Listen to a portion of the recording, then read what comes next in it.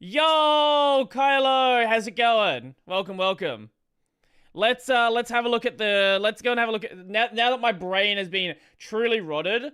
Let's have a look at the Maximilian Dude video so I can get some not Zoomer energy. Let's go! This is much better. My brain's already recovered. That's all I needed.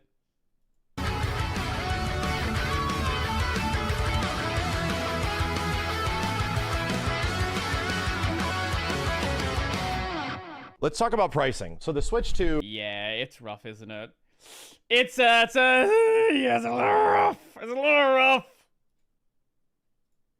got revealed. And the Switch 2, I would argue the price of the hardware is moderately priced. We had a gift... Do you want to see something fun?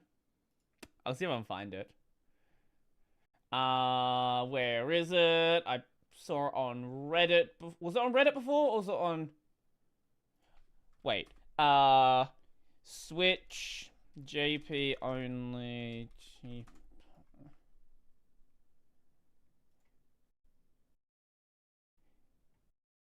Yeah. This is fun.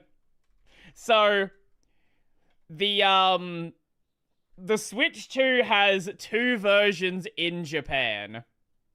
There's the Switch 2 Japanese only version, which is 50,000 yen, and multi-language version, which is 70,000.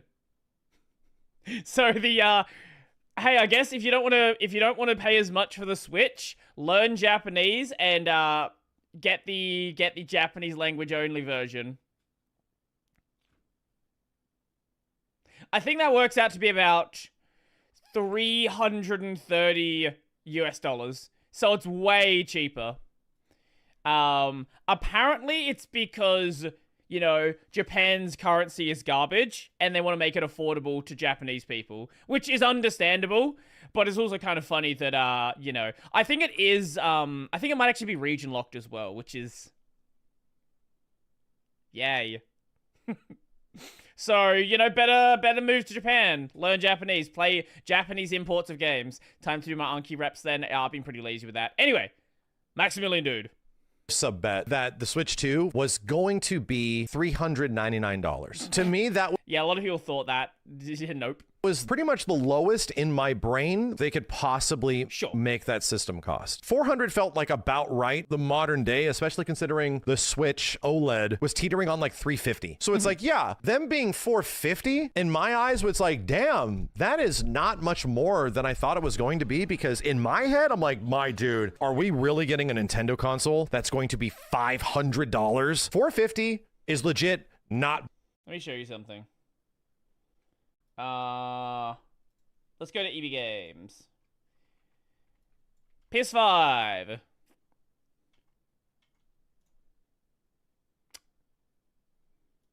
$724 discounted to $699. It is the same price as a PS5 with the disc. I guess the Slim is more expensive because it's newer, but if you want to get the regular version, yeah. A little bit expensive. Bad. That is not the problem, though. We're now at a point where we're wishing the system costs $500. That Nintendo would charge us $500, maybe even $550, because now they are pretty much saying that first-party Nintendo game. That was the first unit, was it? Well, the non-refurbished one, I think, was like $50 more expensive. Either way, it's in the range of PS5 games. PS5. And we're going to leave it up to devs, get to choose how much their games cost. Standardized pricing is out the window. Mario Kart is $80 to $90, depending on your region. Donkey 80 for the digital, 90 for physical, which means it'll be about $130 in Australia. Imagine paying $130 for a Mario Kart game. And you know what's going to happen? It's going to be the best-selling Mario Kart game of all time. Watch it. Watch it happen. People don't care. They say they care on the internet about pricing. They're not going to care. Piracy will come. I guarantee it's going to sell incredibly well. There's no shot it won't. Because it's Nintendo. And Nintendo has the ability to do whatever they want because they're Nintendo. And their stuff's only on Nintendo. And most people don't pirate video games. Donkey Kong is a $70 game. Oh, sorry. Physical, by physical, what I mean is physical with a download code on a chip. It's basically a hardware verification chip. It's not actually a physical game, just so we're clear.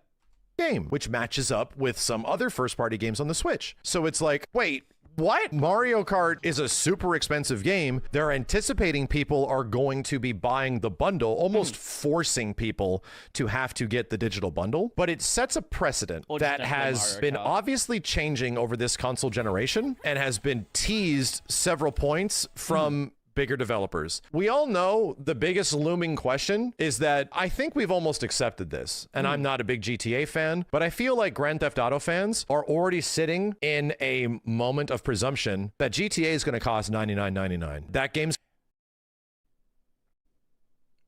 A lot of people were thinking it was going to be $80, but with Nintendo doing this, and if the Switch 2 sells well, and these games sell well at $90, bet your fucking ass that GTA 6 is going to be minimum $90. Minimum. I wouldn't be surprised if it actually does go 100. I literally can't afford video games anymore. Here's the solution, Ren. Okay? I'm going to show you the solution. So what you do is you go to your Steam library and you play all of these games you've never played before.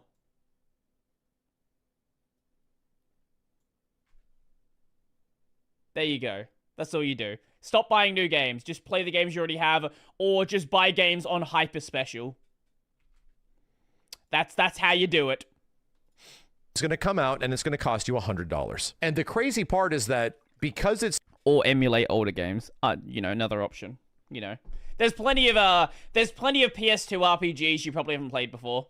Such an anticipated game, that is just accepted. Everyone wants it so much that it's practically a thing that people are just like, yeah, so that's pretty much what's happening. Okay. And to me, it's like, as somebody that's not a GTA fan, I'm like, no, that's kind of wild. That's very different than the way this entire industry has been leading up to that point, if that's like a culturally accepted thing. So now I have that big of a backlog outside of random stuff that came in a bundle. That's fair. Again, just wait till games are on Hyper Special. Don't buy anything at full price. Play games that are a number of years old, right? Like, if you want to, like, look, let's just see. Let's go to the Steam store, right? Okay, we're not on sale right. There's nothing, like, big on a sale right now. But, like, you know, I don't know, go Final Fantasy. Wait, 6. Here we go. Look, play older games. This is the regular price. This goes on special pretty often. Yeah, just play older games. That's the solution. Like, for a long time, I never played new games. It's only pretty recent I started actually playing new games. And now prices are going through the roof. So we'll see if that changes or not. Now we get new Nintendo hardware. Their hero game for the system costs $80, and it's a concept that they can overall price their games if need be. Or play more indie games. Yeah, there's the other solution. Play lots of indie games and don't play anything AAA. Which is scary. And why is it scary? Because we are now retreading a very similar thing that Nintendo and other consoles went through back in the day. I have to also have a reminder. It seemed like Sony was kind of the ones that were going to prop up the fact that, hey, PS4 games, you know, like, how about PS4 games and beyond are $59.99? How about them being like $60? Now that we're on like PlayStation and PS5 and stuff, we've sort of been acclimated to the idea that, okay, so maybe games are like $69.99 every once in a while now. Maybe some big games are actually kind of expensive when they come out. Nintendo also kind of followed suit with a lot of first-party games on the Nintendo Switch. So now it's being bumped up a little bit more. $10 increments every single time. A reminder, in the early 90s, what we call this is anchoring.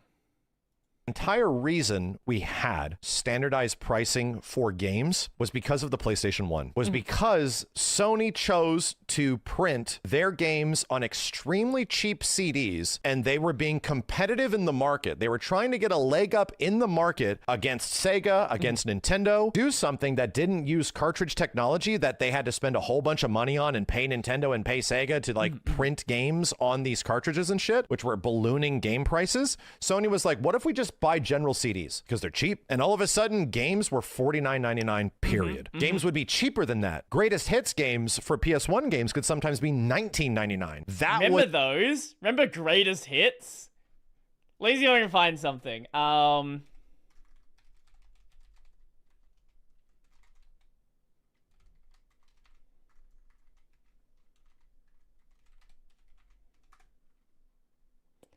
Let's see. Yeah, here it is. Here's something that we all love. Awful picture. Look at this. Jak and Daxter Precursor Legacy, greatest hits. Man, what a nice time this was. What a great time for gaming this was. Was the change in the industry, and from that point forward for like nearly 15 years games were $50 because most of them were CD based, you know. That has been the standard that the majority of time in the industry we have been privy to. We were sort of in this moment where like, yeah, video games cost $50 and that feels about right. That feels good. I want to remind everyone what this shit was like in the SNES and the Genesis era. I pre-ordered Killer Instinct for my Super Nintendo when it came out. That bitch-ass game on the receipt was $95. And we got to pull up some examples. We're going to take you back to the ass when games...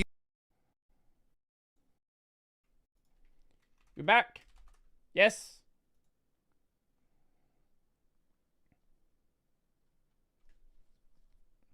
Uh, 1994. $95.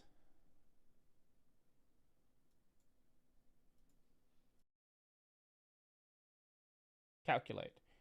Woo! That's like a $200 video game. Jesus. But standardization happening. PlayStation games are right around the $50 mark. Depending on where you buy them at Toys R Us, they sometimes would mark up. Some places would not, some places would. But if we look over here on the N64, games are at the PlayStation 4 generation of pricing for the majority of first-party games, and it's all over the place, man. And that's, yeah, 90s, early 2000s pricing, which is way more than it is now. 60. If games had a license in some way, my dude, they were costing $70. Let's go back a little bit more. Super Nintendo, yeah. Hey, you know what? I'm a Capcom fan. Duh. I'm a guy that likes arcade games. I want to get my arcade experience at home, and I want to experience the arcade. That will cost you a premium for some reason. If you want an arcade game to be ported, there was just a premium attached to it. The latest version of NBA Jam is going to rock you $70 at launch. UMK3, that's an arcade game, $70 at launch. The hardware is subsidized though. Yeah, but it is now as well. Alpha 2, $70. And then you get some like moderately priced games here and there. Even first party games are closer to the 50, but holy shit. Are we talking about Switch? The reason it's so expensive is tariffs? No. No.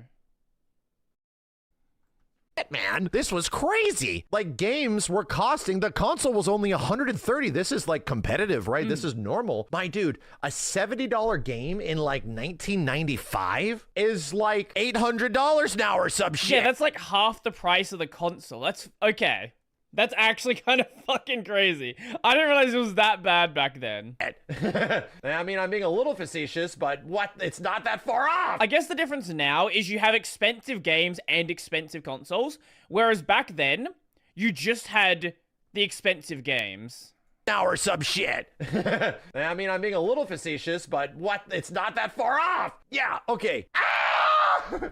Jesus! My N64, when I eventually got one from a friend, had one fucking game because I couldn't afford anything, dude. It's $80 for KI. This was the exact same on SNES as well, right?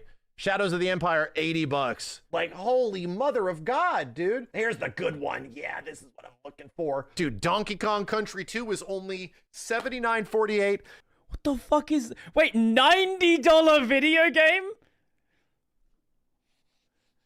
Oh my lord. Killer Instinct was one of the most anticipated arcade games to ever show up on a piece of hardware. They were promising the world, you are getting the arcade experience at home. Are you ready to pay for it? It was $90. And I'm telling you, like, That's Earthbound? I don't know the Earthbound logo. Fucking hell. Mom bought this shit for me. It cost $95 when it was rung up. It is... Brodie, look at Discord. Okay, I'll look at Discord. I'm looking at Discord. Yeah.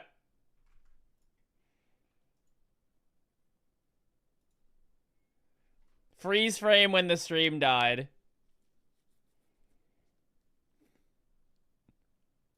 Yeah, people often joke about Earthbound failing because the marketing campaign backfired. We also heard the price of the Yeah, the price would definitely be a major one. That's literally over half the price of the console. Crazy. Game prices were out of control back in the 90s. They were out of control until PlayStation came around. And then after this, N64 games got a little bit cheaper, and then GameCube games were all $50, you know? $262 with inflation? Holy shit, dude. And people are like, what are these weird prices? This was normal. This was just how shit went. Some games were way more expensive. Some games wouldn't. Some games weren't. And you go back here and you look. I remember, yeah, Final Fantasy, dude, Chrono Trigger was like $75. So hilariously expensive back in the day. Like Square Enix RPGs really were like trying to ream you. KI would have cost us $180 if we calculate the money today. I'm not saying this is an excuse. Buy the Nintendo GameCube for $99.99 and we'll throw in Mario Kart for free. There's a reason for this. The PlayStation needed to make $50 games because they had to make their games cheaper. Had to create a piece of hardware that was CD based and CD focused, and we need to make sure that we have a leg up on our competitors in some way. Sega wasn't as much of a competitor at the time, but they needed to do something with the PlayStation 1 to bring people on board because they were weird, man. Emulator. Just, emulate games on a Steam Deck. There you go. Sony making a system was a weird concept. So having their games be relatively cheaper, and especially cheaper when they were used, was a big deal. That was a big deal for people to eventually jump into a PlayStation. Why is this way as well? A friendly reminder, the N64 tanked. It did fairly well over here in the Americas, but in the rest of the world, this system bombed. People were not exactly ready for a 4-player local, like home multiplayer kind of system where it focuses on that. It was not particularly the most well-received hardware, even though it feels like it kind of was now because we're from America. So what happened to the GameCube? The GameCube had to be competitive. They did mini discs. Every price of the game went down at least $10. The system, they were throwing in games that you could get with the system. Like deals like this were happening constantly. The GameCube was significant. I remember, this is way newer than the GameCube. I remember when I bought my PS3 and it had 2 games bundled with it. I believe it was like Assassin's Creed Revelations and Battlefield 3. Imagine having bundled games. Do you know what I think is fucking crazy? When you buy these themed consoles and you don't get the game with it. It's like, oh, buy the Zelda Switch or buy the Pokemon Switch, and the game isn't part of the bundle. What? What do you mean? Like, you don't make the bundle more expensive and include the game. There's just no game in the bundle. What? Cheaper than almost any other like launch system that Nintendo had done at the time, if not comparable graphically even to what Xbox and PlayStation were doing. So they were having to be competitive. Games don't have to be competitive anymore, my dude. Things just keep getting more expensive. They sold like 60 million copies of Animal Crossing or some shit, man. They sold like 80 million copies of Mario Kart. The Nintendo's doing better than they ever have. There's some shit going down at Sony right now, but relatively speaking, the PlayStation 5 is selling even better than the PlayStation 4 at this point. Xbox, let's not talk about it. But still, the game industry, people are willing to spend like more money on games just like in general. It's almost like it's a commodity. They're almost expecting that, hey, if you're really looking forward to this, we can charge more for it because you can't not buy it. Right? In the same way, at this point, Smash Brothers could cost $90. If they made a brand new Smash Brothers and it severely increases everything that the previous game had, and it's like a big... This is the thing. With Nintendo games, there is no competitor. $99.99 in 2001 is only $182 today. What did the PS2 retail at? I don't actually know its original price. Deal. I could see them like straight up charging you $90 because it's like the most characters. We have the most premium, highest roster like fighting game. What's happening is that in my brain, I can see their justification. 300? We have characters from all these other franchises. We're doing this, we're doing that. This has more stages. Like, it's such a big game. We can't believe how much we fit in here. So for that, we're going to charge you $89.99. Like, that is where my brain is going and their justification of this being a thing. It sucks. And it's clear right now people have less money than they ever have. It's clear that a lot of people are feeling gouged in every single way.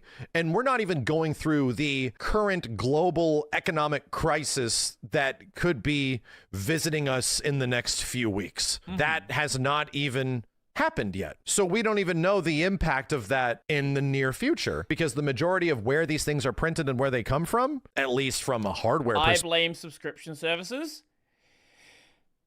Yeah, it's certainly not helping it. The problem, I think the reason people really feel price gouged is you're paying more, like you're paying a lot for the games and you're also having like microtransactions and subscription services, all of this stuff on top of it. Perspective are coming from the places that will be impacted 100%. All I gotta say is that it's bizarre that we are retreading. It's bizarre that things are sort of going back to the old school super capitalist, like, hey, you know, you like arcade games, right? Well, we know how much you like arcade game ports. And guess what? The people that like arcade games always buy this shit.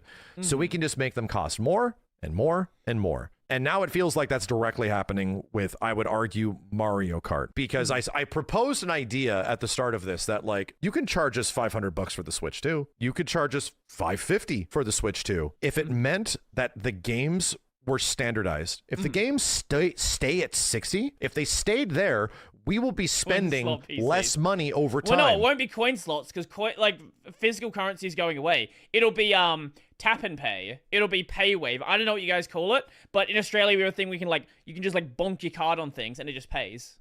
NFC yeah. What they're doing is trying to make the console affordable so that you're going to be spending way more money over time. Way more money because you're not going to not have a Zelda. You're not going to have the new 3D Mario. You're not going to not have a Mario Kart. You're not going to not have a new Metroid or whatever. You're going to need to get those things, you know? So as soon as you've bought 4 games, my dude, you're getting close to like having spent the money you would have already spent on a more expensive system. And that's only like 3 or 4 games in. They're going for the long haul. That's what they're doing. It's like simple business economics. They're going for the long haul. There's almost like treating it like a subscription service where they slowly increase the price like over time and shit. You need these games, right? It is the most, and I am not even freaking talking about the goddamn upgrade shit, which sometimes feel like, okay, yeah, that upgrade seems pretty substantial. But some of them I was like, that better be really good because that doesn't look particularly amazing for you to like charge something like $20 to $30 per game again for something that like maybe you already have. Like, what is going on, dude? And it was already very weird because they were not immediately willing. Obviously you don't need these games, but it's they know that if you're buying a Switch, you're gonna buy these games. To talk about pricing, which was bizarre. That's like why we're here is to find out what you're putting out and what it's going to cost. To me, it's a presumption that you're going to buy it anyway. Oh, we're still going to sell out though. What does it cost though? Don't worry about that. You'll find out soon. What do you mean? Yep. Oh, the games are $80? Like, what the shit? All I'm saying is that it's very weird. And all I'm saying, it is bizarre as shit that we're going back to SNES era game pricing. And I don't think every game is going to be the standard $80. I think Donkey Kong is 70, but the door has now officially been opened. We thought GTA 6 was going to be the thing that would pretty much like knock the door down and be like, well, here we are. That was not the case. Nope. Believe it or not, Which was means they're gonna go higher. Nintendo with Switch games, with Switch 2 games, and nobody's happy.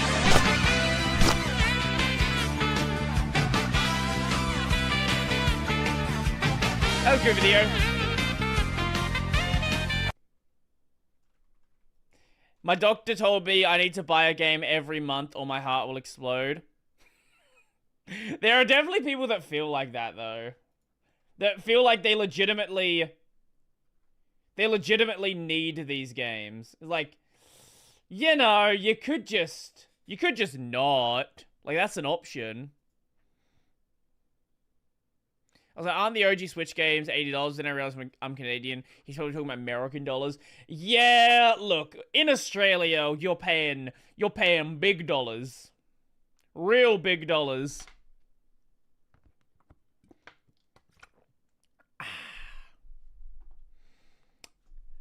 Fun. Have you seen the GPD WinMax 2? Good handheld / laptop. No, I've not. Oi. No, stop. GPD WinMax 2.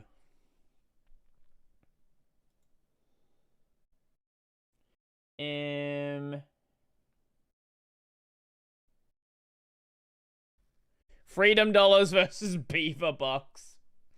Let's see. What a weird fucking resolution. Oh, that's the camera resolution. Okay. Hold on, I'm just loading the site. Their site is taking a long time to load. There we go. This is such a weird looking device. I do not understand this device. Like, they haven't fully committed to anything. They want to have a keyboard on it, but they still want to have, like, a controller here.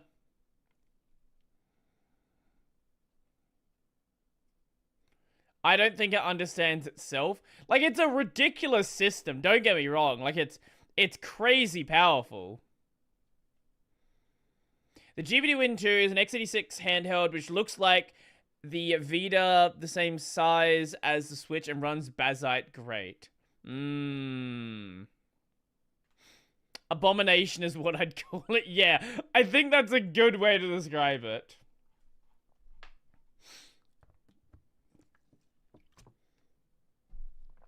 What is this? The GPD Win 4. Okay, hold up.